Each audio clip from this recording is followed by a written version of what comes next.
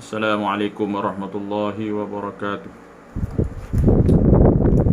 Ila hadratin Nabi Mustafa Rasulullah sallallahu alaihi wasallam wa ila arwah muslimin wal muslimat wal mu'minin wal mu'minat wa alihi al-kiram wa ashabihi al-'azam. Syahidullah lahumul Fatihah. A'udzu billahi minasy syaithanir rajim. Bismillahirrahmanirrahim. Alhamdulillahi rabbil alamin arrahmanir rahim maliki yaumiddin. إياك نعبد وإياك نستعين اهدنا الصراط المستقيم صراط الذين أنعمت عليهم غير المغضوب عليهم ولا الضالين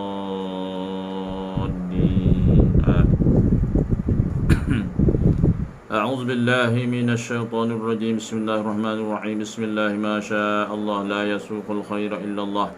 بسم الله ما شاء الله لا يصرف السوء إلا الله. بسم الله ما شاء الله لا يأتي بالحسنة إلا الله. بسم الله ما شاء الله ما كان من نعمة فمن الله. بسم الله ما شاء الله ولا حول ولا قوة إلا بالله العلي العظيم. بسم الله الذي لا يضر مع اسمه شيء في الأرض ولا في السماء وهو السميع العليم.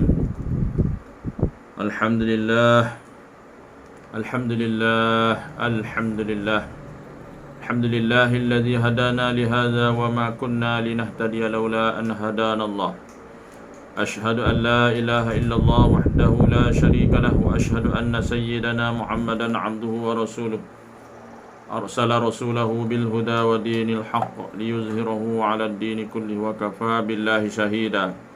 سبحانك لا علم لنا إلا ما علمتنا إنك أنت العليم الحكيم. وقال رب اشرح لي صدري ويسر لي أمري واحلل عقدة من لساني يفقه قولي ولا حول ولا قوة إلا بالله العلي العظيم.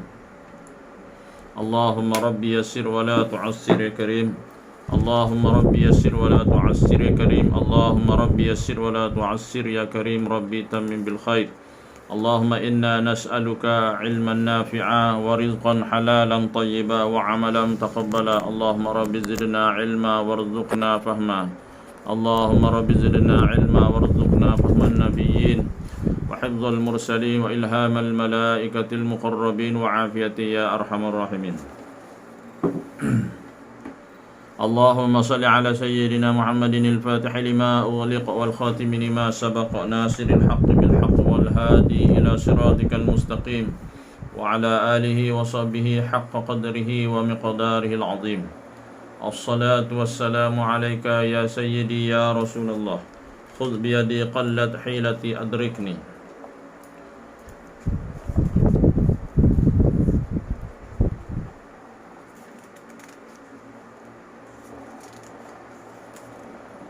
قال الله تعالى في كتابه الكريم أعوذ بالله السميع العليم من الشيطان الرجيم. ومن أحسن قولا ممن دعا إلى الله وعمل صالحا وقال إنني من المسلمين. صدق الله العظيم.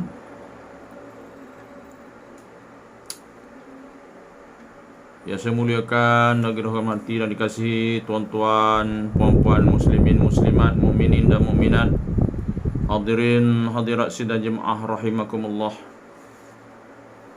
Alhamdulillah, segala puji dan syukur kita rafakkan kepada Allah Subhanahu wa taala kerana dengan limpah izinnya serta riayahnya, inayahnya, maka kita dapat sama-sama lagi dalam majlis ilmu. Semoga kita sentiasa mendapat rahmat kasih sayang Allah Subhanahu wa taala dan sama-samalah kita berdoa kepada Allah Subhanahu wa taala agar sentiasa Allah meridai kita dengan doa radina billahi rabba wa bil islami dina wa bi Muhammadin sallallahu alaihi wasallam nabiyyan wa rasula. InsyaAllah amal doa ni 3 kali pagi dan 3 kali petang, insyaAllah sekurang-kurangnya. Semoga kita tergolong dalam orang-orang yang mendapat redha Allah SWT. Yang mana kata ulama, orang yang mendapat redha Allah SWT ni, maka dia akan beruntung di dunia dan akhirat, insyaAllah. Jangan kita lupa kepada Allah SWT. Segala apa yang kita lakukan semua adalah dengan izin Allah Subhanahu wa taala. Makhluk tidak ada kuasa, makhluk tidak memberi bekas kecuali dengan izin Allah Subhanahu wa taala. Maka selayaknya kita ingat pada Allah. Jangan kita lupa kepada Allah. Baik, alhamdulillah. Moga-moga kita sama-sama berdoa lah tuan-tuan. Semoga kita dapat maksima maknanya kuliah maghrib, kuliah subuh dan pengajian-pengajian serta balik kepada asal balik, sama-sama lah kita berdoa kepada Allah SWT agar Allah mengangkat penyakit COVID-19 dari muka bumi ini. Sama-sama kita doa. Semoga kita kembali berjemaah dan berkuliah seperti mana asal. Apa-apa pun apa yang Allah kurniakan kepada kita, Allah uji, maka kita sentiasa redha, sabar, jangan sekali-kali mengeluh. Orang yang mengeluh, orang yang mendapat murka Allah Subhanahu Wa Taala. Mana kita tahu, kita faham bagaimana orang-orang yang beriman dengan qada dan qada Allah Subhanahu Wa Taala. Macam mana sekalipun kita jangan lupa kepada Allah Subhanahu Wa Taala. Macam mana keadaan sekalipun, jangan kita lupa kepada Allah. Sibuk, senang, sakit, tak sakit, sehat, tak sehat, penyakit, tak penyakit, semua kita ingat-ingat kepada Allah SWT. InsyaAllah tuan-tuan, pada malam ini kita sambung lagi pengajian kita, kitab Mastikah Hadis, Mastikah Hadis Rasulullah sallallahu alaihi wasallam, jilid yang kedua, terbitan Jakim. Baik.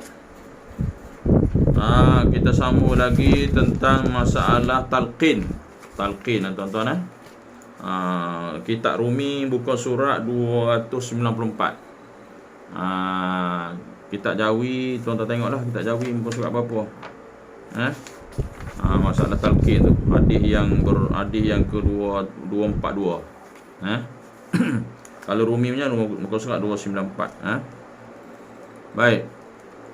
Semoga ahli warga jemaah surau kita, malam ni kita kuliah khusus kepada surau Kampung Sungai Nipah, Cuah, kelas takmir kita. Masjid dah kita boleh secara berdepan dah. Tak semualah. InsyaAllah kita harap kita berkuliah secara berdepan lah. InsyaAllah apa-apa pun tuan-tuan kita ikut SOP, ikut arahan. Ikut arahan vaksin ke apa semua, ikutlah arahan. Ikut arahan. Jangan kita melawan arus, menyusahkan kita, Baik. Bismillahirrahmanirrahim. Semoga Allah memberkati tuan-tuan guru kita. Qala musannifu wa nafa'ana bi'ulumihi fid darain amin rabbal alamin. Kita ambil peringatan sekali tuan-tuan. Sebahagian tidak bersetuju dengan talqin. Tak setuju dengan talqin. Tak setuju ni macam mana? Sebab hadis dhaif. Janganlah sampai menolak pula. Sebahagian tidak setuju dengan talqin dengan alasan bahawa hadisnya hadis dhaif, dan mereka pula menolak terus hadis dhaif. Teruk dah. Ada yang menolak hadis dhaif. Yang paling teruk lagi tuan-tuan, menafikan hadis dhaif, mengatakan hadis dhaif hadis palsu. Bahaya tuan-tuan. Bahaya tu. Hadis dhaif ni hadis lemah, sanad dia lemah. Dia ada juga hadis yang menyokong hadis dhaif ni, hadis-hadis lain menyebabkan hadis itu jadi sahih. Ada. Jadi hadis dhaif ni boleh beramal dengan hadis dhaif, tapi tak boleh berhujah. Jadi jangan kita tolak terus hadis dhaif sebab dia hadis. Kecuali lah hadis tu memang tak ada, hadis yang maudhu', hadis yang direka-reka. Memang tak ada. Hadis dhaif pun tidak. Tu hadis maudhu', hadis palsu lain. Ni ada sebahagian yang menolak, mengatakan beramal hadis dhaif ni bid'ah, sesat, mungkar dan sebagainya. Nauzubillah min zalik. Ada sebahagian yang berkata gitu. Baik, sebahagian yang lain pula bersetuju dengan amalan talqin. Talqin mana talqin? Mengingat talqin. Kerana mereka berkata meskipun hadisnya dhaif. Tengok kita. Ni orang pandai mengaji, orang kita mengaji ni kena faham. Meskipun hadisnya dhaif, tetapi jumhur sepakat ulama, alim ulama yang lebih ramai bilangannya, meliputi ahli hadis, pakar-pakar hadis dan ahli fiqh, pakar-pakar dalam ilmu fiqh, menegaskan bahawa hadis dhaif itu boleh diterima dan dijadikan dalil. Nampak tu? Hadis dhaif itu boleh diterima dan dijadikan dalil mengenai sesuatu amal yang ada kelebihannya dan kebaikannya. Ada dalam kitab ni, yahtuja bil hadis ad-dhaif faidul amal. Okey. Ini dalam bab fadilah amal ada. Jadi jangan kita cepat-cepat melatah mengatakan beramal hadis dhaif ni tak payah amal, bid'ah lah apa. Bahaya tu. Mengaji kat mana? Ulama jumhur ulama mengatakan boleh beramal dengan hadis dhaif. Okey. Tak ada masalah. Baik kita kata yang kata bid'ah ni talqin bid'ah, baca yasin kat kubur Quran bid'ah, kata sesat. Kita tanya dalil, mana dalil kata sesat? Ada tak ulama mengatakan haram? Ada mengata sesat? Ada. Tak boleh bawa mari. Apa ada yang kata ziarah kubur sampai kata menyembah kubur? Mana menyembah kubur? Kena beza menyembah kubur dengan pergi kubur. Menziarah kubur lain, menyembah kubur lain, menurun kat kubur tu iyalah minta dengan kubur dalam kubur tu. Jadi kita ni pergi ziarah kubur petang Khamis ke, petang Jumaat ke, pergi ziarah kubur, kita pergi salam ke orang kubur. Kita hadiahkan baca Quran, baca Yasin, qul huwallah apa semua. Mana pula dah? Mana bid'ah, mana menyembah kubur ya? Jangan cepat menghukum, melatah mengatakan penyembah kubur. Ada sebahagian geng-geng al-Wahabi ada sikit-sikit bid'ah sesat sembah kubur. Tak meraihkan ijma' ulama. Duk balah. Okey. Tak nak buat sudah duduk diam-diam. Jangan suka menghukum orang gini. Kita tanya ada dalil tak haramnya? Ada tak dalil, ada tak hadis, ada tak ulama mengatakan haram baca talqin yasin kat kubur? Tak ada. Apa tu? Tak semua bid'ah tu sesat. Tak semua Nabi buat tu ia katakan bid'ah hasanah. Mana Nabi tak buat, kita buat. Bukan bermakna kita pandai-pandai, kita ikut ulama. Jangan cepat. Macam-macam kita tengok sekarang. Okey. Baik. Itu nota kaki tu yahtuja bil hadis ad-dhaif fi faidul amal tu, iaitu dalam kitab Ibanatul Ahkam Syarah Bulughul Maram telah juga dijelaskan dalam kitab Muqaddimah Mastikah Hadis As-Salah Ilmu Hadis bahawa hadis dhaif, dengar apa? Hadis dhaif boleh digunakan untuk menyatakan kelebihan sesuatu amal, fadail amal, supaya dikerjakan atau untuk menerangkan keburukan satu-satu bawaan supaya dijauhi. Tak ada masalah hadis dhaif boleh buat amal. Apa masalahnya? Bahaya tuan-tuan. Ada kita dengar di sana. Apa nak amal hadis dhaif, hadis sahih. Habis hadis dhaif dia kata hadis dhaif. Pusing-pusing dalam tolak tu hadis dhaif. Kata hadis dhaif hadis palsu. Bahaya tu. Okey. Nak tunjuk alim tapi cepat menghukum. Allahu akbar. Demikian kedudukan masalah talqin.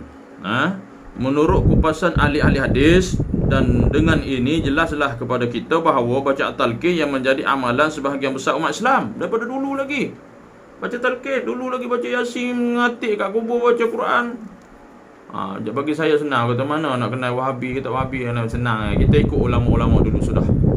Ulama-ulama dulu buat okey dah. Mari hak muda-muda geng Wahabi sekarang ni bid'ah sana bid'ah sini. Golongan baru ni, golongan muda ni tak ada ikut dah. Kita ikut orang ulama, orang tua-tua dulu, tutup guru pondok dulu buat tu betul dah. Jangan kita keliru, jangan kita mudah terpedaya. Okay? Tak kira lah dia bergelar apa pun, doktor ke apa ke. Nabi sebut dah akhir zaman ni ada golongan-golongan yang baru ni mempertikaikan, condemn orang-orang yang dahulu. Ini tanda-tanda akhir zaman. Okay? Baik. Dengan ini jelaslah kepada kita bahawa talqin menjadi amalan sebahagian besar umat Islam. Ada puncanya yang boleh dipegang seperti yang diterangkan di atas, dan puncanya ialah yang menjadi pegangan muktamad dalam mazhab Asy-Syafi'i. Nampak? Talqin sunat mazhab Syafi'i. Kita ikut mazhab Syafi'i. Tak nak ikut mazhab Syafi'i, jangan condemn. Malah diakui juga oleh ulama daripada mazhab Hanafi. Nampak tak? Nota kaki dia 14 dalam kitab yang sama itu Ibanatul Ahkam. Okey. Inilah Bila cakap ni bid'ah ni apa macam-macam talqin tak boleh, tawassul, syirik dan jadi menyebabkan sebahagian kita ni jadi tak puas hati, bergaduh, berbalah. Ni sama-sama Islam. Berbalah. Kalau betul benda tu yang haram, tak apalah. Kan? Ni benda-benda bid'ah, benda-benda puruk cabar ni, hati-hati doa apa semua boleh amal duk petikan. Benda-benda yang haram tak nak teguh pula dah. Duk mengajak manusia zikir lepas solat tak boleh lah, selawat lepas solat tak boleh lah, salat lepas solat tak boleh, bid'ah lah, Nabi tak buat bid'ah, kemuku sesat macam ni bahaya tuan-tuan.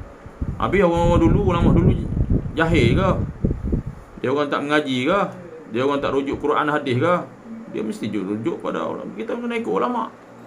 Jangan ikut Quran dan hadis. Habis ulama ikut Quran dan hadis juga.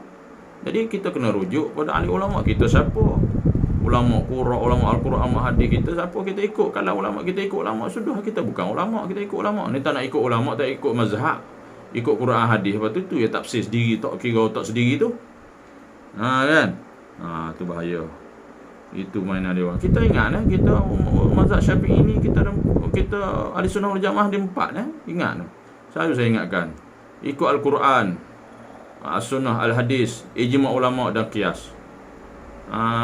Jangan ikut Quran hadis. Habis ulama, ijma' ulama tak ikut, qiyas tak ikut. Masalah ni dah berlaku sekarang ni tuan-tuan. Dah berlaku sekarang ni, tak nak ikut mazhab lah. Apa mazhab ni, imam-imam ni tak maksum, Nabi yang maksum, ikut Quran dan hadis. Habis ulama ikut siapa? Ini bahaya mainan dia orang. Orang-orang awam tak mengaji ni pun dah tertipu dengan dia orang lah. Ini menjadi punca perbalahan dalam Islam. Okey. Baik. Dengan ini dapat dipahami bahawa masalah talqin ialah masalah khilafiyah. Masalah khilafiyah. Jangan cepat menghukum bid'ah sesat lah. Nak ikut, nak buat, kita ikut mazhab Syafi'i. Nak ikut mazhab, ikutlah. Ada yang bersetuju dan ada yang tidak bersetuju, masing-masing dengan alasannya. Selesai masalah. Ikut mazhab Syafi'i, kita ikut mazhab Syafi'i buat talqin. Anda tak nak ikut, duduk diam-diam. Jangan suka mempertikaikan, jangan suka menghukumkan orang, haram lah apa semua. Baru cantik, ya. Apa? Khilafiyah. Ni berlaku khilaf ni mana satu rahmat bagi kita. Bukan menyusahkan. Dan dengan ini juga jelaslah kepada kita bahawa perbuatan sebahagian orang dalam zaman kita ini yang menimbulkan dan berperi membida'ahkan beberapa masalah khilafiyah. Nampak berlaku sekarang. Dalam akhir zaman. Seperti yang tersebut dalam buku-buku karangan mereka, tidak mendatangkan sebarang hasil selain daripada pertengkaran yang berakhir dengan perpecahan, bergaduh sesama Islam. Semayang sama, apa sama. Tapi pahamannya beza. Kita baca kitab ni, dia baca kitab lain. Ada yang paling teruk lagi tuan-tuan sekarang ni.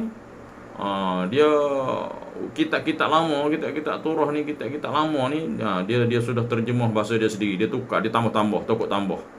Ini maknanya dia tidak memuliakan ulama. Berani dia takut tambah.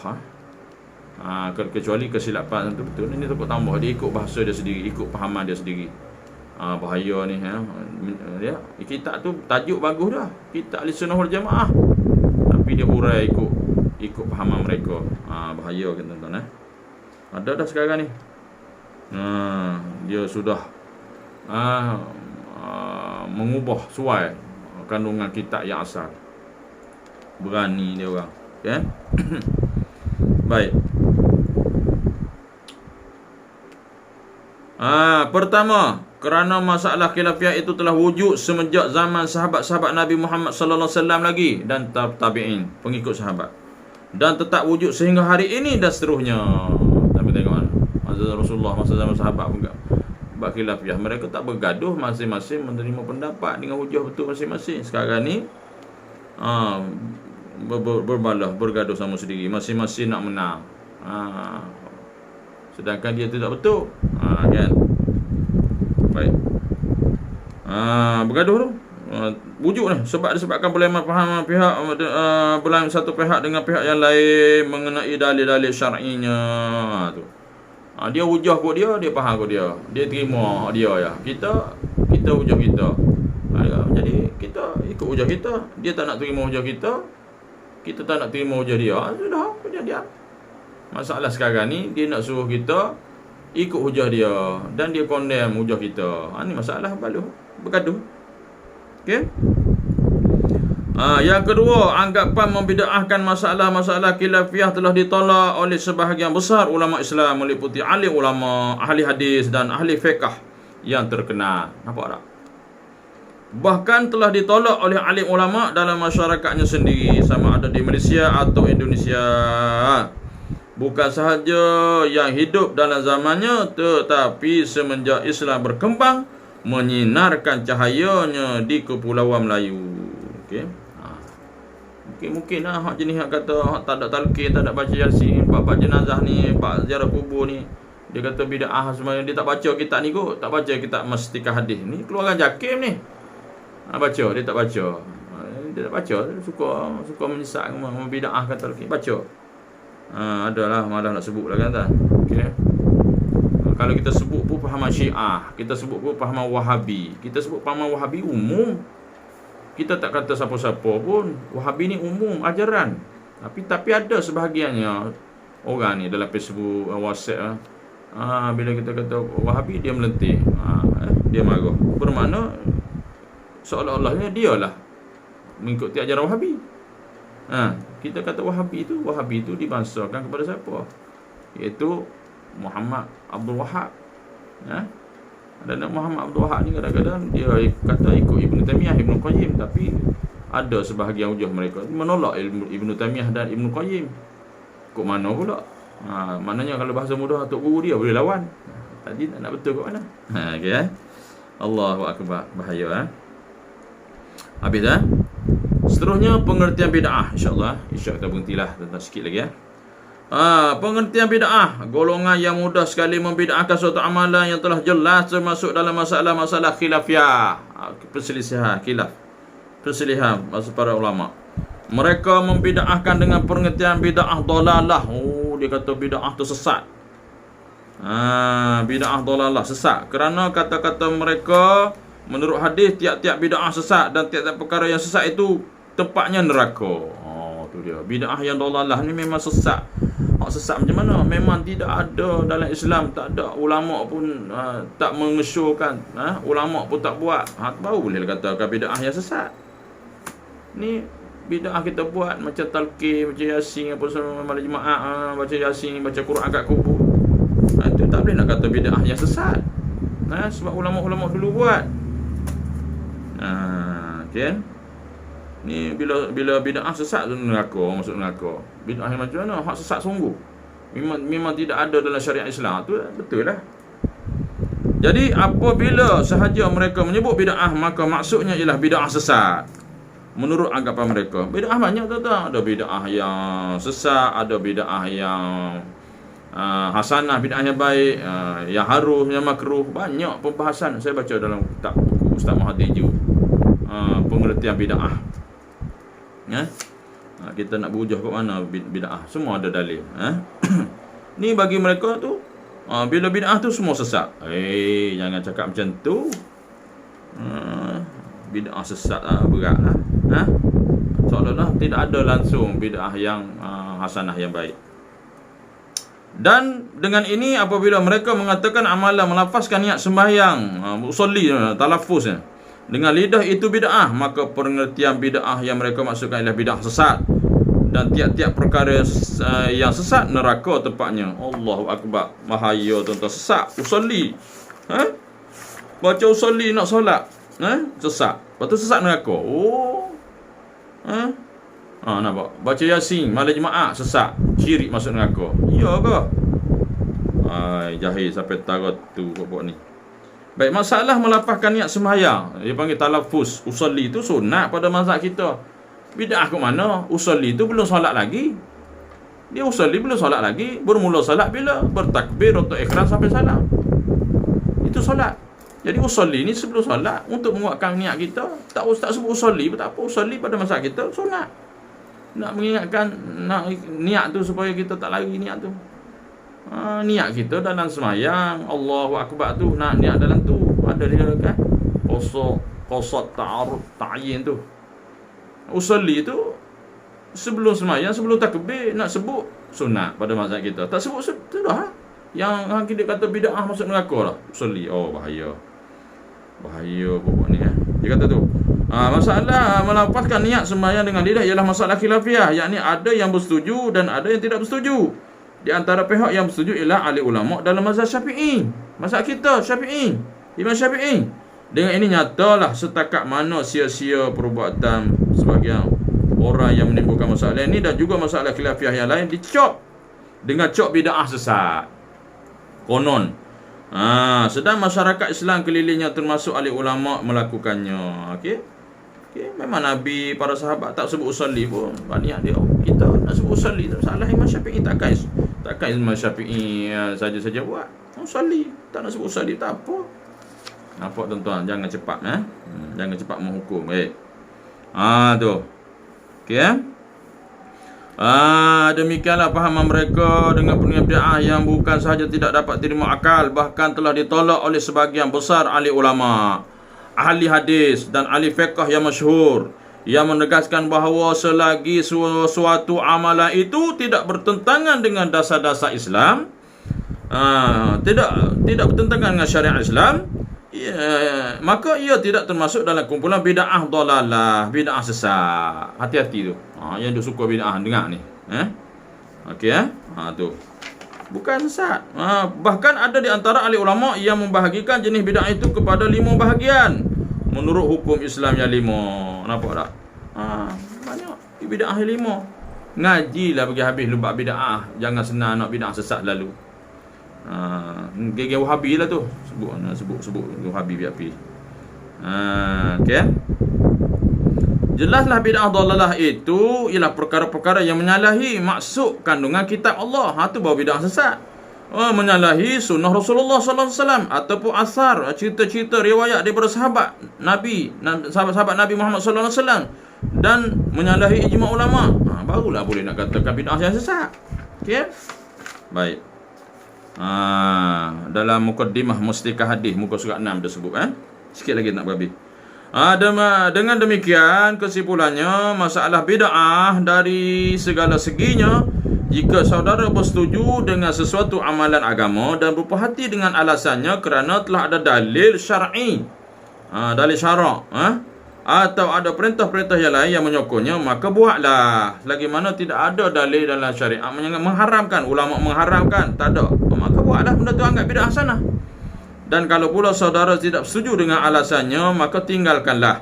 Dan janganlah pula menyalahkan orang lain yang buat. Itu baru aman. Ni duk menyalahkan. Dia tak nak buat, dia nyalah orang bid'ah. Itu yang bergaduh tu. Itulah sahaja jaya selamat. Mana sama-sama meraihkan pendapat masing-masing. Jadi kalau dah benda-benda yang elok kita buat, dia duk menyalahkan. Jadi nak berlapan dada macam mana? Nak berlapan dada ni maknanya berlapan dada masing-masing menerima hujah. Bukan masing-masing menyesat, menolak orang lain sedangkan dia tu tak betul. Mana boleh berlapan dada kau tu. Baik insya-Allah tuan-tuan wallahu a'lam bissawab. Okey, agak faham ni. Jangan duk terpengaruh dengan orang yang kata bid'ah ni. Kan? Itu sih isu cabut rumput atas kubur. Tapi Ustaz Muhaizat, Ustaz Faiz, Baba si panjang baca kitab, memang ada hukum yang haram cabut rumput atas kubur. Cuma yang tu yang rumput ni, pokok halu, batu berselawat ke baluan dalam kubur, dekat kubur tu. Racun tak boleh. Kalau racun tu ada najis masuk atas kubur tu haram. Jadi banyak isu. Boleh cabut rumput-rumput yang kering, bolehlah cabut, jangan cabut semua. Rumput-rumput yang kering tu cabutlah. Jadi kata gini. Kita ada kitab. Orang dah baca kitab dah condemn lagi. Kok mana tu? Okey. Jadi jangan kata yang ni baca cabut rumput ni tak betul. Mana sandarannya, mana kitabnya? 3 ni. Baba baca kitab. Piu Faiz baca kitab, Syekh Faiz. Ustaz Muhaizat baca kitab, semua banyak kitab-kitab pada mazhab kita Imam Syafi'i. Mana memang tak boleh cabut rumput atas kubur. Setakat nak terim, nak buang rumput-rumput yang hak kering-kering tu tak apalah. Batu-batu atas kubur tu mana berselawat kepada orang dalam kubur tu. Gitu. Jadi duk balah benda-benda macam ni masalah. Jadi tak cantik lah. Jadi bermusuhan sesama Islam. Siapa yang untung, tak ada siapa untung. Lagi orang kafir tahu, tengok orang Islam sama Islam gaduh. Macam mana kita nak dakwah orang kafir, dia kata orang Islam sama Islam bergaduh, habis. Jadi diambil kesempatan oleh orang kafir, hentak kita balik. Ini masalah. Kesan dia daripada mudah nak membida'ahkan sesat orang lain. Bahaya. Okey, wallahu a'lam. InsyaAllah tuan-tuan, kita berhenti tu. Kita akan sambung akan datang pada muka surat 295 pula, kesimpulan masalah talqin. Tak habis lagi bab talqin. Kesimpulan masalah talqin sekali lagi banyak lagi lah tujuan talqin, perkara-perkara berkaitan dengan ni kena faham ni. Ini kitab Mustikah Hadis ni maknanya mengikut mazhab kita Imam Syafi'i Kita mengaji Imam Syafi'i jahil tak katam. Ni nak mari mazhab yang lain lagi, jadi pening tu kan. Nak mengaji pak mazhab pening banyak. Ulama nak mengaji bab mazhab ni. Kita mazhab Syafi'i pun tak kata-kata. Apatah lagi nak membahaskan mazhab yang lain. Kan? Kita akan ambil tahu sikit-sikit okeylah. Okey. Baik, wallahu a'lam. Saya mohon ampun dan maaf sekiranya ada salah dan silap. Jika saya silap, salah tegurlah saya. Saya manusia biasa yang jahil, yang fakir, lagi fakir, yang banyak dosa. Baik, yang baik itu daripada Allah SWT, yang lemah, yang kurang itu daripada kejahilan saya sendiri. Saya mohon ampun kepada Allah SWT dan minta maaf kepada tuan-tuan dan puan-puan sekalian. Baik, yang baik daripada Allah SWT, yang lemah, yang kurang daripada kejahilan, kelemahan dia saya sendiri. Kita tanggung majlis kita dengan tasbih kafarah surah Al-Asr. Subhanakallahumma bihamdika asyhadu an la ilaha illa anta astaghfiruka wa atubu ilaik. Amin. Faghfir li fa innahu la yaghfiru dzunuba illa anta. Subhanakallahumma bihamdika asyhadu an la ilaha illa anta astaghfiruka wa atubu ilaik. Amiltu su'an wa zalamtu nafsi faghfir li fa innahu anta. Subhanakallahumma bihamdika asyhadu an la ilaha illa anta astaghfiruka wa atubu ilaik. Amiltu su'an wa zalamtu nafsi faghfir li fa innahu la yaghfiru dzunuba illa anta. A'udzu billahi minasyaitonir rajim. Alhamdulillahirabbil alamin. Wassalatu wassalamu ala rasulillah. رضينا بالله ربا وبالإسلام دينا ومحمد صلى الله عليه وسلم نبيا رسولا. اللهم افتح لنا فتوح العارفين وارزقنا فهم النبيين بجاه فضل المرسلين. اللهم فقهنا في الدين وعلمنا التأويل واهدنا صراطك المستقيم. اللهم أرنا الحق حقا وارزقنا اتباعه وأرنا الباطل باطلا وارزقنا اجتنابه. اللهم اجعل جمعنا هذا جمعا مرحوما وتفرقنا من بعد تفرقا معصوما.